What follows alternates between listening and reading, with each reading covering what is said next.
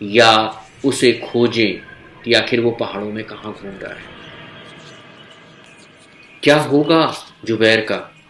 क्या वो सचमुच पागलों की तरह पहाड़ों में घूम रहा है? क्या साधु की बात सच हो जाएगी? अगर साधु की बात सच हो जाएगी तो अभी 12 घंटे के बाद जुबैर की मौत हो जाएगी। कौन बचाएगा जुबैर को? क्या तीनों दोस्त वापस देहरादून चले जाएंगे पुलिस की मदद लेने, या जुबैर को खोजेंगे? ये अगर जानना है तो इंतज़ार करिए अगले वीडियो का। Thank you. नमस्कार दोस्तों, पिछले कहानी में आप लोगों ने देखा कि राघव और सुनील पहाड़ों में एक बाबा से मिलते हैं और वो बाबा इन लोगों को बताता है कि तुम लोग यहाँ से भाग जाओ वरना तुम सब मारे जाओगे, और जुबैर जो है वो अब बचेगा नहीं क्योंकि उसके ऊपर डाकिनी का साया है और वो मारा जाएगा। अब चलते हैं आगे की कहानी। राघव और सुनील पहाड़ों में रुककर जुबैर को खोजने का डिसीजन ले लेते हैं। उनका कहना है, आए थे हम 3 तो जाएंगे भी हम 3। लेकिन ड्राइवर रुकना नहीं चाहता था, उसे वापस दिल्ली लौटना था। राघव और सुनील जुबैर को यहाँ छोड़ करके दिल्ली जाने का मन नहीं मान रहा था। राघव और सुनील जुबैर के बिना दिल्ली वापस जाना नहीं चाहते थे। दोनों ने ड्राइवर को पहले तो मनाया कि तुम रुक जाओ, हमारे साथ चलना, लेकिन ड्राइवर इन सारी घटनाओं को देख करके इतना डर गया था कि उसने वापस लौटने का मन बना लिया। उसने कहा, हमें पैसे की भी ज़रूरत नहीं है, हम वापस चले जाएंगे, आप लोग जब सकुशल आइएगा तो पैसा दीजिएगा। यह कह करके वह वापस दिल्ली की तरफ अपनी गाड़ी मोड़ लेता है और राघव और सुनील वहीं से नीचे पहाड़ से उतरने का मन बनाते हैं और जो बाबा मिला था उससे दोबारा मिल करके और जुबैर को खोजने का पूरी योजना बना डालेंगे। इधर ड्राइवर दिल्ली की ओर वापस लौट चला है। उसे बहुत डर लग रहा था, उसे विश्वास ही नहीं हो रहा था कि ऐसी कुछ घटना उसने अपनी आंखों से देखा है। वो सोच रहा था, किस मनहूस घड़ी में मैंने ये बुकिंग की थी, न तो मुझे पैसा मिला न ही मुझे चैन। ये तो अच्छी बात थी कि मैं जिंदा वापस जा रहा हूँ। अभी ये सोच ही रहा था कि अगले मोड़ पर उसे लगा जैसे कार में उसके साथ कोई और है। उसने अपने रियर मिरर में कार के अंदर झांकने की कोशिश की, लेकिन पिछली सीट पर कोई नजर नहीं आया। अपने बगल की सीट पर देखा, फिर दोबारा रियर मिरर में देखा, लेकिन सीट पर कोई नहीं था। ये सोच करके निश्चिंतता से वो गाड़ी चला रहा था। पहाड़ों पर उसे गाड़ी चलाने का अभ्यास बहुत अच्छी तरीके से था, तो वो गाड़ी की स्पीड थोड़ी तेज कर देता है। अचानक से एक ऐसे रास्ते पे आ गई जो सकरा था और जंगली भी था। गाड़ी की स्पीड 60 से ऊपर हो चुकी थी। रास्ता खाली था, सो वो तेजी से चला रहा था। तभी उसे रियर मिरर में कुछ अजीब सी तस्वीर नजर आती है, जिसे देख करके वो बहुत डर जाता है और कार के स्टीयरिंग पर उसका कंट्रोल खो जाता है। वो कार सहित गहरी खाई में समा जाता है, जहां से किसी का कभी वापस आने से नहीं आता, क्योंकि पहाड़ी के नीचे सारा का सारा इलाका पथरीला था और गाड़ी पूरी तरीके से चकनाचूर हो चुकी थी। इधर राघव और सुनील एक गुफा तक पहुंचते हैं तो वहां दूर से ही कुछ बच्चे खेलते हुए नजर आते हैं। कुछ महिलाएं भी हैं, कुछ बच्चे भी हैं और कुछ पुरुष भी हैं। वो उनसे पूछते हैं, क्या यहाँ कोई व्यक्ति पैंट शर्ट पहने नजर आया? क्योंकि वहाँ जो बच्चे खेल रहे थे और जो महिला पुरुष थे वो ऐसे लग रहे थे जैसे पहाड़ों में विचित्र प्राणी कहाँ से आ गए। उनके शरीर पर पूरे कपड़े भी नहीं थे। उन लोगों ने इशारे में कहा कि गुफा के अंदर एक आदमी वैसा दिखा है, लेकिन वो कुछ बोल नहीं पा रहे थे। राघव और सुनील उनको नजरअंदाज करके उस गुफा के अंदर प्रवेश कर जाते हैं। गुफा बिल्कुल अजीब था। अंदर अंधेरा भी था। टार्च की रोशनी में वो कुछ देखने की कोशिश करते हैं। तभी अचानक अंदर से कहीं प्रकाश आता हुआ दिखाई पड़ता है। जब वो अंदर प्रवेश कर रहे थे तो उनके साथ एक अनजान सा साया भी प्रवेश कर जाता है, जिससे वो दोनों अनजान हैं। और जैसे ही गुफा के अंदर जाते हैं और पीछे मुड़ के देखते हैं तो पता चलता है जिन लोगों से उन्होंने पूछा था वो कोई और नहीं, प्रेतात्माएं हैं। ये क्या? ये तो प्रेतों का बसेरा है। राघव सुनील से कहता है, मैंने कहा था यहाँ से वापस चले चलो, लेकिन तुम किसी की सुनो तो ना। तुम्हें तो बस जुबैर की खोज लगी हुई है। ये नहीं सोच रहे हो कि उसके चक्कर में हम दोनों की जान जा सकती है। अब देखो कितने अजीब चेहरे हैं। मुझे तो एकदम से बिल्कुल बहुत ज़्यादा डर लग रहा है। समझ में नहीं आ रहा है मैं करूँ क्या। अब तुम बताओ करना क्या। वो सारे बच्चे, महिला, पुरुष इनकी तरफ बढ़ रहे थे। दोनों एक अजीब स्थिति में फंस गए। बाहर निकलना जरूरी था, तभी वो जुबैर को बचा पाएंगे। अब यहां प्रश्न ये है कि क्या वो बाहर निकल पाएंगे या प्रेत इन्हें भी मार देंगे। और अगर जुबैर अंदर है तो इन प्रेतों ने ही मारा होगा। ये उधर उधर भागने लगते हैं। राघव सुनील को बुलाता है, यहां से चलो, निकल चलो, कुछ करो, नहीं तो हम दोनों मारे जाएंगे।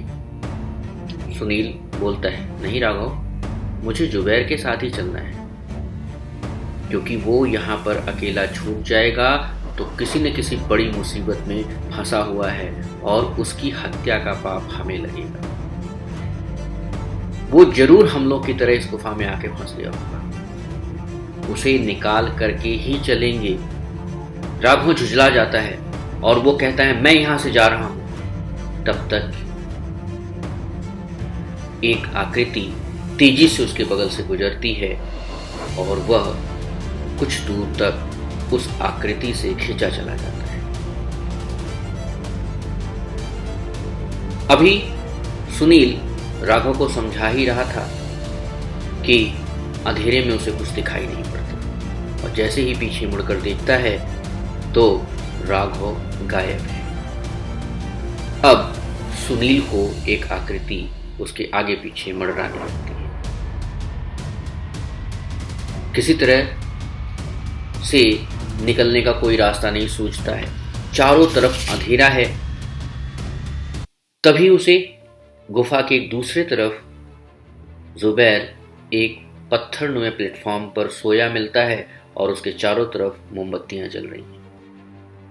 वो तेजी से उस दिशा में भागता है, लेकिन ये क्या, वो तो वहां तक पहुंच ही नहीं पा रहा है। ऐसा लग रहा है जैसे कोई उसे वहां जाने नहीं दे रहा है, उसे खींच रहा है। लेकिन किसी तरीके से जुबैर को बचाना होगा। वो तेजी से चिल्लाता है, जुबैर तुम यहां क्यों हो? उठो, जल्दी उठो, निकल के भागो, देखो अभी राघव भी गायब हो गया है। क्या तीनों दोस्त इस भूतिया तिलिस्म से बचकर निकल पाएंगे या तीनों मारे जाएंगे? अब यहां पर यह प्रश्न खड़ा हो जाता है। ये बात किसी के भी समझ में नहीं आती है कि आखिर करें क्या। जुबैर किसी की आवाज नहीं सुन पा रहा है। तभी सुनील पीछे मुड़कर राघव को बुलाना चाहता है, लेकिन राघव तो है ही नहीं। पीछे कुछ अजीबोगरीब आकृतियां उसे दिखाई पड़ती हैं। अब सुनील अकेला जुबैर को निकालने में मदद कर रहा है, लेकिन उसके आसपास कुछ ऐसा माहौल है कि वो आगे पैर बढ़ा तो रहा है, लेकिन ऐसा लग रहा है जैसे कोई आकृति उसके पैर को पीछे खींच दे रही है। तभी उसके मोबाइल पर किसी का कॉल आता है। ये तो बड़ी अजीब बात हो गई भाई। पहाड़ों में, जंगलों में मोबाइल का टावर तो लगता ही नहीं है। इस पहाड़ के गुफा के अंदर मोबाइल कैसे बज रहा है? मोबाइल का जो धुन था वो धुन कोई और नॉर्मल धुन नहीं थी। उस मोबाइल की धुन में हनुमान धुन था। जय हनुमान ज्ञान गुण सागर, जय कपीस तिहु लोक उजागर। अब ये धुन 10 सेकंड तक बजा, उसके बाद मोबाइल स्विच ऑफ, क्योंकि मोबाइल चार्ज ही नहीं था और धुन आनी बंद हो जाती है।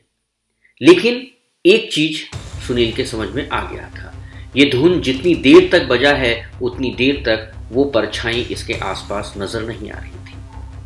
अब सुनील के चेहरे पर एक अलौकिक तेज उत्पन्न हो जाता है और ये जो अलौकिक तेज उत्पन्न होता है उससे सुनील बहुत खुश हो जाता है और बिना सोचे बिना समझे वो बजरंग बाण का पाठ शुरू कर देता है।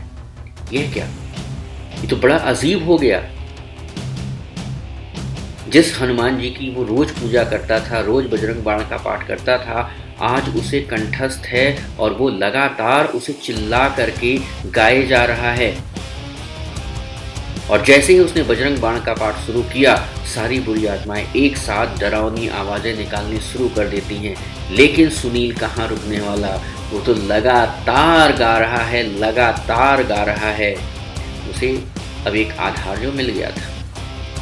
उसे बचने का और कोई रास्ता समझ में नहीं आ रहा था। बचपन में कहानियां सुना था कि अगर डर लगे तो हनुमान जी का नाम लेना, हनुमान जी स्वयं आएंगे बचाने के लिए। जोर लगा करके वो गाना शुरू कर दिया और उस गुफा के कक्ष में घुसने की कोशिश करने लगा जहां जुबैर एक पत्थर पर सोया हुआ था। अब कोई भी आत्मा उसके नजदीक नहीं आ पा रही थी। वो आसानी से उस कक्ष में दाखिल हो जाता है जहां जुबैर लेटा है। वहां जाकर देखता है तो उसकी आंखें फटी रह जाती। ये क्या? अरे ये तो वही तांत्रिक है, वही साधु है जिसने हम लोगों से कहा था दूर हो जाओ यहाँ से वरना 24 घंटे के अंदर मारे जाओगे। और वो तांत्रिक यहाँ से चले जाने का एक खतरनाक अल्टीमेटम दिया था कि अगर तुम नहीं जाओगे तो तुम सब मारे जाओगे, क्योंकि वो तांत्रिक आज जुबैर की बलि देने जा रहा था और बलि शांतिपूर्वक हो जाए इसलिए उस तांत्रिक ने चारों तरफ आत्माओं का बसेरा, आत्माओं का पूरा सुरक्षा घेरा लगा दिया था ताकि कोई भी यहाँ ना आने पाए। लेकिन बजरंग बाण के पाठ से आत्माओं का रचा गया जाल टूट जाता है और वो भागता हुआ उसके पास पहुंचता है और उसे यानी जुबैर को उठाने की कोशिश करता है। जुबैर के पास इतनी ताकत नहीं बची है कि वो उस पत्थर से उठ सके। वो जल्दी जल्दी सारी मोमबत्तियों को बुझा देता है और राघव को कस के चिल्लाता है, राघव तुम जहां भी हो आ जाओ। बजरंग बाण के पाठ से सारी आत्माएं दूर हो चुकी थी। राघव भी दौड़ता हुआ, हाँफता हुआ उस कक्ष में प्रवेश कर जाता है। अब दोनों जुबैर को लाद करके उस गुफा में तेजी से भागते हैं और निकालने की कोशिश करने लगते हैं ताकि तीनों की जान बच जाए। तांत्रिक नाराज हो जाता है और वो अपना अगला अस्त्र और शस्त्र का प्रहार करता है। लेकिन हनुमान जी के शस्त्र के आगे किसी भी तंत्र विद्या का प्रभाव नष्ट हो जाता है। चाहे वो तंत्र विद्या हो या चाहे वो प्रेत विद्या हो, कुछ भी हो, कितनी भी खतरनाक आत्माएं हो, बजरंग बाण का अगर पाठ हो तो कोई आत्माएं पास फटकती ही नहीं है। और तीनों बिना समय गंवाए गुफा से निकलने की कोशिश करते हैं और जिस रास्ते आए थे उसी रास्ते से निकल करके वो गुफा के बाहर हो जाते हैं। तांत्रिक उसके पीछे पीछे भागता है, लेकिन ये तीनों उस तांत्रिक के पहुंच से दूर हैं। किसी प्रकार अपने आप को संभालते हुए वो सड़क के किनारे आते हैं और पास ही गुजर रही एक कार से लिफ्ट मांगते हैं। कहते हैं पहाड़ों में लोग एक दूसरे की मदद करने के लिए कभी किसी को ना नहीं करते। वो कार वाला रुक जाता है और पूछता है, बताओ तुम लोग नीचे क्या करने गए थे? उन लोगों ने अपनी आप बीती बताई। जल्दी से कार वाला उन तीनों को बैठाता है और देहरादून ला करके छोड़ देता है। बदले में वो किराया भी नहीं लेता है। कहता है, आप लोग हमारे यहाँ एक अतिथि बन करके आए थे, अगर आप कोई मुसीबत में फंसते हैं तो हमारा ये कर्तव्य बनता है कि हम आपकी मदद करें। और वहाँ से वो गाड़ी करके यानी कार करके वो दिल्ली वापस चले जाते हैं, एक अधूरी यात्रा में। लेकिन ये अधूरी यात्रा उन्हें पूरे जीवन भर याद रहेगा। यदि कोई उनसे कहता है कि चलो पहाड़ों में घूम करके आएं, तो उन दोनों क्या तीनों की रूह कांप जाती है। आज ये घटना हुए कई साल बीत गए हैं। एक बार फिर तीनों मन बनाते हैं मसूरी जाने का, और मसूरी जाने का मन बना करके वो फिर एक कार हायर करते हैं और मसूरी की तरफ चल देते हैं। क्या वो मसूरी पहुंच पाएंगे या फिर कोई ऐसी घटना होगी, ये तो समय ही बताएगा। लेकिन इस कहानी का ये सुखद अंत होता है और ये आप बीती बहुत दिनों के बाद उन्हें जब याद आती है तो वो बिना बताए नहीं रह पाते और वो तीनों मस्ती में डूबे हुए मसूरी की तरफ चले जा रहे हैं। जल्द ही हम इसका एक नेक्स्ट पार्ट बनाएंगे, अगर उनके साथ कोई घटना होती है तो। अगर आप नए हैं इस चैनल पे तो इस चैनल को सब्सक्राइब कर लीजिए, और आगे के अगर कोई सजेशन देना चाहते हैं, कुछ कहानी आप और ऐड करना चाहते हैं या हमें अपनी आप बीती बताना चाहते हैं ताकि हम उस पर कोई कहानी बनाएं या वीडियो बनाएं, तो आपका यह सजेशन स्वीकार होगा। इसके लिए आप कमेंट बॉक्स में ज़रूर लिखिए। धन्यवाद।